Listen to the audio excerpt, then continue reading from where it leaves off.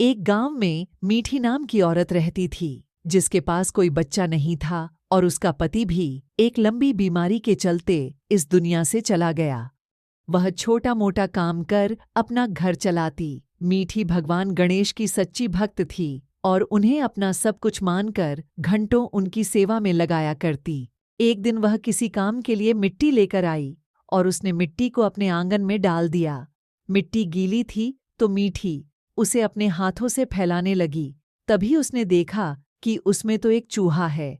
चूहे को चोट लगी थी। उसने उसे मिट्टी से साफ किया और उसकी चोट पर हल्दी तेल लगा दिया, फिर कुछ खाने को भी दिया। मीठी ने 3-4 दिन तक उसकी ऐसे ही सेवा की तो वह जल्दी ठीक हो गया। तो मीठी ने कहा कि अब तुम चले जाओ, तुम ठीक हो गए हो। पर चूहा कहीं भी नहीं जाता। वह तो हर समय मीठी के आगे पीछे घूमता रहता। जहां वो जाती वो साथ जाता, साथ में खाता तो साथ में सोता। मीठी को भी उसके साथ की आदत हो गई। उसे अपनी वीरान जिंदगी में कोई अपना सा मिल गया। दोनों के बीच एक माँ बेटे जैसा प्यारा रिश्ता बन गया। फिर एक दिन गांव में घोषणा होती है कि राजा की लड़की का स्वयंवर है। सभी सुंदर लड़के राजमहल पहुंचे। राजकुमारी को जो लड़का पसंद आएगा उसी से उसकी शादी होगी। आसपास के सभी लड़के वहां जाने को तैयार हो गए। चूहा भी उनके साथ चला गया। वहां सभी लड़के एक कतार में खड़े थे और एक सुंदर राजकुमारी हाथ में वरमाला लिए एक एक लड़के को निहार रही थी। पर उसे कोई लड़का पसंद ही नहीं आ रहा था। वो बस आगे बढ़ती जा रही थी। चूहा एक ऊंची दीवार पर बैठकर ये सब देख रहा था। राजकुमारी जब चूहे के पास पहुंची तो उसे चूहे के मासूम से चेहरे में जाने क्या दिखा। उसने चूहे के गले में ही वरमाला डाल दी।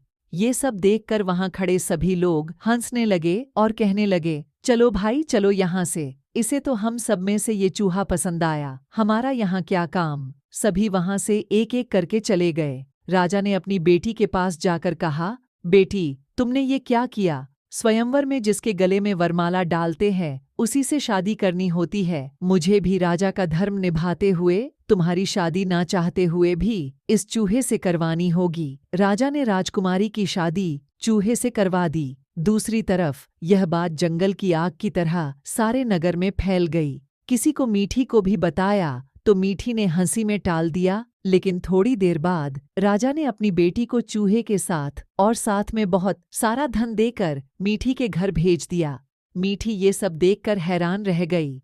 उसने राजकुमारी से पूछा कि भाई मुझे ये चूहा बड़ा प्यारा लगता है, ये मेरे साथ रहता है, हम दोनों के बीच माँ बेटे जैसा रिश्ता है और हर माँ को अपना बेटा प्यारा लगता है, पर तुमने सभी सुंदर लड़कों को छोड़ मेरे इस चूहे के गले में वरमाला क्यों डाली? तो राजकुमारी ने कहा, मुझे पता नहीं क्या हुआ, मुझे तो ये ही सबसे सुंदर और मासूम दिखा।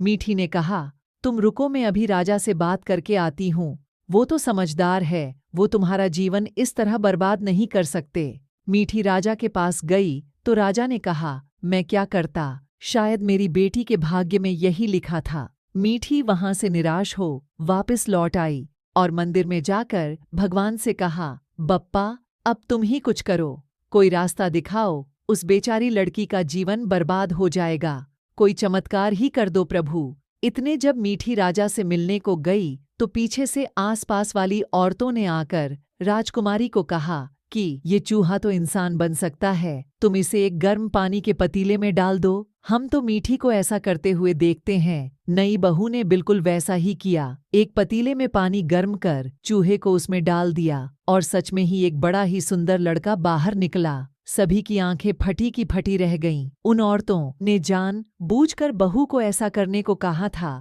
क्योंकि वो सब मीठी के घर आए धन को देखकर परेशान हो गई थी। लेकिन अब सच में उनकी कही बात सच कैसे हुई, उन्हें समझ नहीं आ रहा था। थोड़ी देर बाद मीठी भी घर आ गई तो उसने अपने घर में एक लड़के को देखा तो वो भी सोचने लगी। तो उस लड़के ने आकर मीठी के पैर छूकर उसे माँ पुकारा तो मीठी का रोम रोम महक उठा और उसने कहा कि मैं तो आपका बेटा बन कब से आपके साथ हूँ, आपने मुझे कभी गर्म पानी के पतीले में डाला ही नहीं। मीठी को अब समझ आ गया कि ये तो बप्पा का ही चमत्कार है, उन्होंने मुझे सारी खुशियां दे दीं। अब यह बात दूर दूर तक फैल रही थी कि एक चूहा इंसान बन गया।